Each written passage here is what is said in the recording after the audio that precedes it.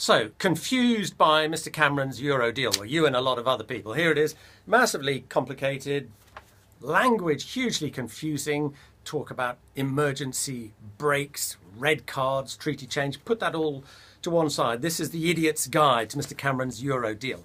Basically, it comes down to just three key areas: benefits, protecting the City of London, and the power of Parliament. Let's take benefits first. What has Mr. Cameron got? He has got an agreement that in future, EU migrants arriving in Britain will not get immediate access to the full level of tax credits. It will instead be phased in over 4 years. So for the first year, they may just get 25% of a tax credit, the second year 50%, the third year 75%, and so on. He's got a second deal on benefits, and this centres on child benefit, because he wanted to stop the practice whereby EU migrants here could claim child benefit for children living back in Poland or Hungary or whatever. What he's got is an arrangement that in future the level of child benefit they will get for those children will be index linked to the cost of living in that country. So it means instead of getting £20 a week for a child back in Poland, they may only get £10 a week, £8 a week. Catch though, that scheme won't kick in for migrants already here until 2020. So that's benefits.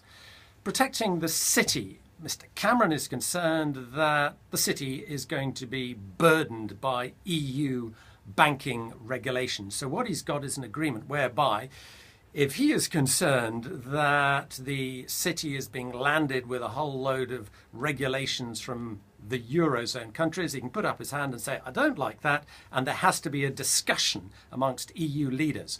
He doesn't have a veto to stop things happening, but he can force a discussion. Lastly, the power of Parliament. Now, here, Mr. Cameron has secured an agreement that in a future EU treaty, which is sort of EU law, written into it will be an explicit phrase saying Britain has an opt-out from what's called ever closer union, basically more political integration. One other thing he's got is an agreement that for some areas of EU law, if we and 16 other EU countries don't like it, we can stop it.